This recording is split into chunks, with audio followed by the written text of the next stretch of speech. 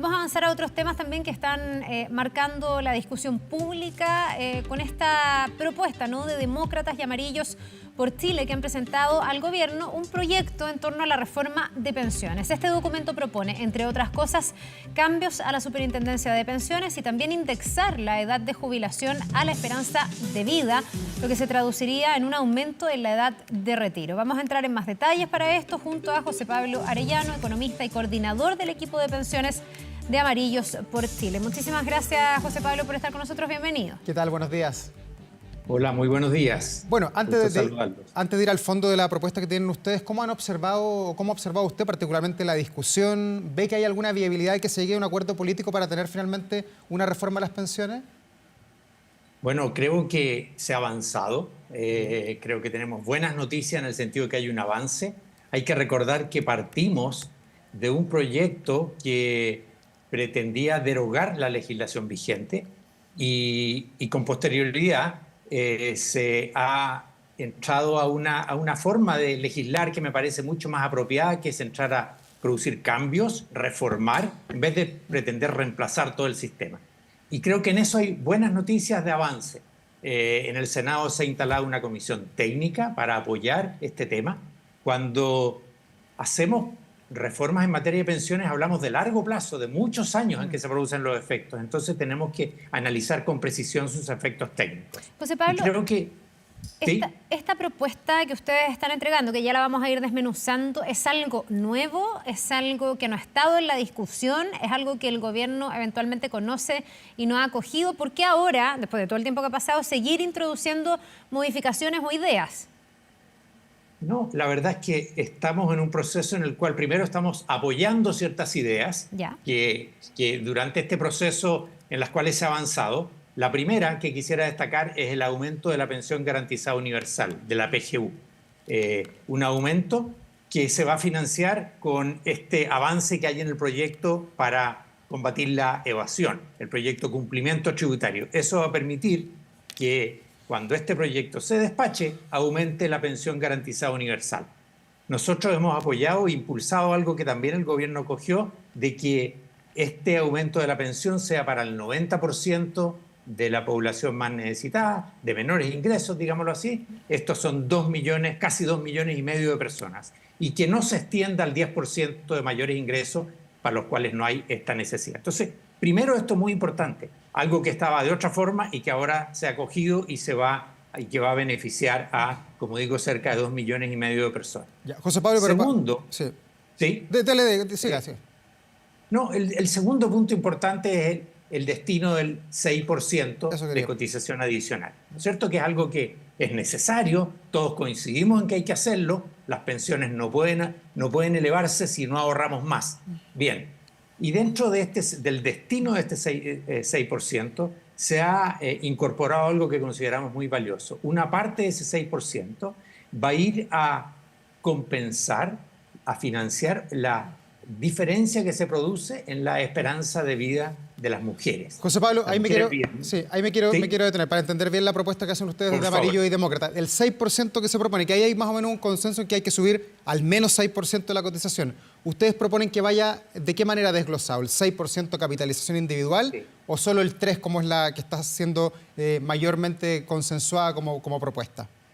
Sí, mire, yo diría que por el momento hay acuerdo que hay un 3% que va a capitalización individual. Pero la derecha quiere más. Un momentito, antes que eso, hay una situación nueva que ha surgido que me parece muy interesante, a la que me estaba refiriendo, que hay un 1% de los 3, el cuarto, iría a compensar, a financiar una mejora en las pensiones de las mujeres para compensar el hecho de que viven más años. Entonces, hoy día, si una mujer se pensiona a los 60 años, tiene 31 años de pensión. Un hombre que se pensiona a los 65 tiene, todo esto en promedio, 21 años de pensión. Entonces, a los 65 años las mujeres viven 5 o 6 años más que los hombres. Y esa diferencia, aunque tengan el mismo ahorro, se traduce en menor pensión para la mujer. Bueno, parte de la cotización, un 1%, va a financiar esta diferencia en la esperanza de vida para permitir que la mujer, por el hecho de vivir más, no tenga pensión más baja. Eso es algo nuevo que se ha incorporado y que me parece muy valioso. Y después hay 2 puntos adicionales, y ahí hay diferencias respecto de qué hacer. El reembolsable. Exactamente. La propuesta que el gobierno ha planteado y que se está discutiendo y que se va a analizar en la comisión técnica es que ese 2%, ¿no es cierto?, sea como un préstamo forzoso de los actuales trabajadores a los pensionados actuales. Nosotros creemos que eso tiene problemas, porque no nos parece equitativo que los actuales pensionados estén financiando, los actuales trabajadores, estén financiando a los actuales pensionados. Creemos que hay otras maneras para eso. Por eso valoramos este aumento de la PGU. Incluso hemos planteado que podría haber una PGU más para aquellos que han cotizado más, una mejora adicional para los que han cotizado más años. Perdón, ¿sí? ¿Ustedes por qué no están de acuerdo con la idea de que los actuales trabajadores sustenten a quienes hoy día se tienen que ir retirando del mercado laboral? Porque ahí el gobierno lo que ha dicho es que, bueno, esto finalmente en algún momento le va a tocar a todos. Si hoy día yo estoy en edad activa, estoy subsidiando a alguien que se va a jubilar, bueno, el día que yo me jubile me tendrán que subsidiar a aquellos que estén activos. Pero lo que yo leía dentro de las declaraciones y el proyecto que tienen ustedes es que ustedes consideran que hay ahí una diferencia en las tasas de reemplazo de quienes hoy día están trabajando versus quienes van a estar trabajando en el futuro. Por lo tanto, no sería tan equitativo. Eso fue lo que entendí, si lo pudiéramos como desmenuzar. Toda la razón. Uno, si mira al futuro, las tasas de reemplazo, ¿no es cierto?, se refieren a cuánto de mi sueldo va a ser la pensión, cuánto va a representar la pensión de mi sueldo, cuánto va a reemplazar de mi sueldo la pensión. Si yo hoy día gano 100, ¿cuánto voy a pensionarme? ¿Con 80, con 50, con 40? Claro. Exactamente. Y tenemos una preocupación, y por eso no parece equitativo, porque ¿qué va a pasar a futuro? Estamos hablando de cuando los actuales trabajadores, ¿no es cierto?, los jóvenes, la gente mediana de edad se pensione, probablemente la expectativa de vida va a ser todavía mayor que la actual, por las mejoras en materia de salud, etc. Entonces, eso lleva a que esas tasas de reemplazo van a ser más bajas. Por lo tanto, no parece equitativo que quienes hoy día, ¿no es cierto?, están trabajando y que van a enfrentar esa realidad, financien beneficios para los actuales pensionados. Hay otras maneras para hacer eso, tal como se está haciendo, ¿no es cierto?, con el aumento de la PGU. Ahí va nuestro planteamiento. Y además esto involucraría crear un mecanismo de reparto, introducir un mecanismo de reparto con ese 2%, un fondo común. Y eso no ha funcionado bien. No funcionó en el pasado en Chile, y los países que hoy día tienen esos esquemas de reparto tienen problemas. ¿Por qué? Por este mismo envejecimiento de la población. Por eso cuestionamos el que haya ese fondo de reparto que se está creando. José Pablo, y esta propuesta que usted hace, que tiene varios puntos, una visión sobre cómo debería ser la reforma, ¿qué acogida ha tenido al interior del gobierno? Ustedes han podido reunirse ya con autoridades del gobierno del presidente Gabriel Boric, de los cuales, o del gobierno demócratas y amarillos, muy críticos en muchas de las políticas públicas que se están ejecutando. ¿En esta una mirada más particular se acogió de mejor manera la propuesta que tiene amarillos y demócratas? Mire, primero diría yo, hemos ido a apoyar ciertas iniciativas que queremos impulsar, lo hemos planteado antes, que hemos insistido en cuestiones que queremos apoyar porque es importante que esto se apruebe, que haya una respuesta, hay que tomarse el tiempo necesario, por eso se ha acordado que la votación se realice en enero, de tal manera de darse el tiempo para avanzar, porque esto tiene consecuencias de largo plazo. Y hay otros temas que hemos dejado planteados que el gobierno seguramente estudiará o se discutirán en la comisión técnica como corresponde, de tal manera que podamos tener un avance en esta materia que es tan importante. Hay otro punto que hemos planteado que no nos parece conveniente una división de la industria que está planteada en el proyecto. En eso coincidimos con esta comisión técnica, que también le merece dudas esta división de la organización de la industria, porque sus beneficios son muy dudosos y puede tener costos y dificultades de operación importantes. José Pablo, quiero ir a un tema que para las personas que nos ven probablemente es de los más interesantes, de los más conflictivos, se requiere harto coraje político y hasta ahora nadie ni siquiera lo pone sobre la mesa. No es una propuesta, que es esto de a qué edad nos deberíamos jubilar. Ustedes están proponiendo que se extienda el plazo y que se indexe la edad de jubilación a la esperanza de vida. Hoy día la esperanza de vida está por sobre los 80 años, con una diferencia en el fondo notoria entre hombres y mujeres también, donde las mujeres viven más Y hoy día en el actual sistema nos pensionamos antes, entonces se agudiza más esa brecha. Si se indexara esa edad de jubilación, ¿a qué edad tendrían que jubilar los hombres y a qué edad tendrían que jubilar las mujeres? Mire, este tema de la edad a la cual nos retiramos es muy importante, como usted dice, especialmente ahora que estamos viviendo más. Y porque usted tiene una determinada cantidad de ahorro y si vive más años, bueno, con esa plata le alcanza para cada año, le resulta una menor cantidad de recursos cuando lo necesita más, además, a medida que envejece. Por eso hemos planteado dos cosas. Uno es que en el futuro, en la medida que vaya aumentando la esperanza de vida, se vaya corrigiendo la edad a la cual nos retiramos. ¿Bien? De hecho, las personas, algunas incluso voluntariamente ya lo hacen, porque saben que si postergan unos meses su retiro, sus ahorros van a crecer más con rentabilidad y van a tener más plata que les va a alcanzar para una mejor pensión. Este no es un sistema de reparto en el cual si yo me retiro antes pierdo, porque dejo de recibir pensión. No, si yo me retiro un poquito después voy a tener una pensión más alta, justamente porque postergué unos meses mi retiro. Lo que ahí se dice, mire, en el futuro, cuando vaya aumentando la esperanza de vida, debiera ir corrigiéndose la edad a la cual nos jubilamos. Pero insisto, no es una reducción de beneficios, sino que es adecuar la edad que me retiro a los años en los cuales vamos a vivir. Ya, pero no sé si está determinado en el promedio a qué edad debiesen ser hombres y a qué edad debiesen ser mujeres. Y permítame introducir como otra pregunta u otra duda que me surge con esto, porque evidentemente tiene sentido decir, pucha, si me jubilo a los 60 años, voy a vivir casi 30 años más, tengo que dividir esa jubilación en 30 años y ahí por cada mes es distinto a si yo me jubilo a los 70 y vivo hasta los 90 y tengo que dividir 20 años y cada mes. Obviamente la pensión mensual es mejor en el segundo caso si yo me retiro más tarde.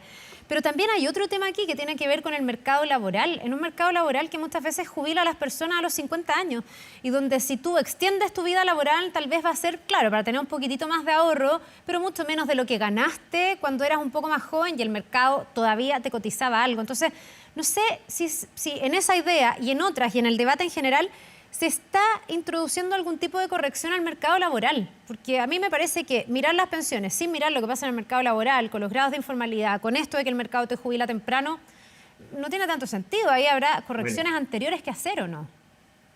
Usted tiene toda la razón. Lo que pasa en pensiones tiene que ver con las reglas de pensiones, pero tiene mucho que ver con lo que pasa en el mercado laboral. Entonces, bueno, en ningún caso se está planteando que la edad de retiro sea a los 70 años, ¿no? Que pase de 60 a 70, no es eso. Lo que se dice es que a futuro, a medida que se revisen que se constate un aumento en la esperanza de vida, que eso normalmente ocurre gradualmente en el tiempo, se revisa cada 4, cada 5 años, ahí se vaya adecuando la edad de retiro a eso. Pero eso son cambios de meses, nunca son de tantos años como usted menciona. Pero más allá de eso, usted tiene toda la razón que tenemos que preocuparnos para que en el mercado laboral, ¿no es cierto?, estén las oportunidades, se reduzca la informalidad, se genere las oportunidades de trabajo. Por eso que al mirar todo esto tenemos que mirar, ¿no es cierto?, cómo esto incentiva la formalidad, incentiva el trabajo, lo hace o no lo hace, porque eso sería grave y iría contra algo que necesitamos conseguir. José Pablo, y hoy día ustedes observan de que hay quizás una mirada un poco ideológica del sistema, cómo funciona en la actualidad, y se lo pregunto porque también dentro de las propuestas que uno puede leer en lo que ustedes han presentado al gobierno es una reforma a la superintendencia de pensiones, donde de alguna manera uno puede entender que la quieren alejar de lo político, de que hay algún partido político o alguna mirada en particular en el interior, y quieren que sea un ente autónomo, técnico, que tenga una mirada, que entregue doctrinas, me da la impresión, y que de esa forma se regule el sistema. ¿Por qué se hace necesario esto? Lo primero que yo quisiera decir es que tenemos una buena superintendencia de pensiones, ¿no es cierto? Que tiene tradición, pero tal como ha ocurrido en otras entidades que fiscalizan, que regulan, hemos ido tendiendo a darles consejos, un consejo que respalde, que permita tener decisiones de largo plazo y que le dé mayor autonomía. Pero más que una crítica a lo actual que tenemos, al sistema actual, es que se puede mejorar. Y va en la línea, ¿no es cierto?, de dar esa mayor autonomía con un consejo, con una duración de más años. Claro, pero lo técnico de repente no se escucha tanto. Lo vemos en el mismo debate de las pensiones, que la Comisión Técnica entregó una propuesta y los políticos dicen, sabe que no me gustó su propuesta y ahí queda archivada. ¿Cuánto tiene que pesar hoy día lo técnico? Me acuerdo yo, cuando usted era parte de los gobiernos en los años 90, principios de los 2000, lo técnico era muy validado por el mundo político y se hablaba de la tecnocracia y toda la crítica política que había en aquellos tiempos. Hoy día a los técnicos se les escucha poco. ¿Usted cree que hay que volver a esa fórmula de quizás hace 20 años? Mire, cada momento, ¿no es cierto?, tiene sus necesidades, pero en cualquier momento es necesario el análisis técnico. Y por eso yo partí diciéndole, creo que es un avance el que hoy día la Comisión del Senado que está estudiando este tema haya constituido una comisión técnica asesora. Al final habrá que tomar las decisiones políticas, pero con los antecedentes sobre la mesa. Y creo que eso se está haciendo ahora en un grado que no estaba tan claro al principio de la discusión cuando partió el debate de este proyecto. Así es que celebro eso, lo apoyamos. Sí, respecto de esta superintendencia con este perfil técnico, autónomo, etcétera, ustedes dicen también que pueda adoptar decisiones como la de aumentar la cotización por encima del 6% propuesto. Esto me llama la atención porque de las pocas cosas que han sido consensuadas casi desde el comienzo y desde el gobierno anterior, y este es que la cotización suba un 6% adicional de cargo del empleador. ¿A qué se refieren o a qué apuntan cuando dicen que la superintendencia pudiera subir más allá de ese rango? No, perdón, eso no se ha explicado bien, no está. No, porque las cotizaciones se fijan por ley y es correcto que sea así. No es algo que pueda estar un organismo autónomo fijándolas, ¿no? No es del caso. O sea, no hay una propuesta de que sea más del 6%. ¿El 6% les parece correcto? El 6%, digamos, si lo hubiéramos tenido antes, no tendríamos los problemas de pensiones que tenemos ahora. Por lo tanto, creemos que sí es adecuado. Por lo menos no estamos en este momento, por lo mismo que usted decía de la situación del mercado laboral. Aumentar las tasas de cotización encarece, ¿no es cierto?, el trabajo y tiende a promover la informalidad. Por lo tanto, no estamos planteando aumentos en esa tasa de cotización. Incluso hemos planteado que algo que está en el proyecto, que es aumentar el tope imponible, porque uno impone hasta un cierto tope y el gobierno está planteando aumentarlo de una manera importante. Hemos señalado que tenemos dudas de la conveniencia de hacer eso y que estimamos más bien conveniente mantener el tope imponible actual. José Pablo, perdón, y respecto de los incentivos para la cotización, porque una cosa es que uno ponga un tope imponible, otra cosa es que la gente cotice. Y otra cosa es que un país que tiene casi un 30% de informalidad tenga incentivos para que esa gente o se formalice o incluso, estando fuera de la formalidad, coticen, entiendan la importancia del ahorro. Hace muy poquito tuvimos el testimonio de un actor muy reconocido en Chile, Alfredo Castro, que decía que su pensión era de 152.000 pesos mensuales tras 30 años de cotización. Y uno ahí se preguntaba y decía, bueno, pero ¿cómo va a ser que una persona que tuvo súper buen sueldo, es un actor muy destacado, estuvo muchos años en televisión, probablemente ganó mucho, tenga este grado o esta pensión tan baja? Y muchos ahí explicaban, bueno, probablemente no cotizó lo suficiente, tuvo lagunas. Cuando se plantea un fondo solidario y se dice que podría ir la plata de todos los cotizantes a apuntalar a gente que no ha cotizado lo suficiente, ¿dónde está el incentivo de cotizar? Porque podría haber gente que dijera, ¿sabe qué? Yo no voy a cotizar total, me van a dar la PGU y me van a dar plata de ese fondo solidario que en el fondo también me va a llegar porque es para todos. Sí, bueno, hay distintos elementos. Uno primero es la exigencia de que la cobranza, ¿no es cierto?, sea más expedita y por lo tanto nos aseguremos que las personas que tienen que pagar paguen. Esa es una parte y sobre eso hay mejoras en el proyecto que se está planteando. Pero otra, como usted señala, son los incentivos. Por eso que entre las cuestiones que se ha propuesto es que esta PGU que reconozca y tenga una diferenciación para aquellos que cotizaron más. Bien, que pudiera haber una PGU más con alguna diferencia, ¿no es cierto?, para aquellos que cotizaron más. Esa es una manera en la cual estamos dando una señal de la importancia que tiene que coticemos si queremos después tener una pensión que nos ofrezca una tasa de reemplazo, ¿no es cierto?, más acorde con nuestros ingresos previos.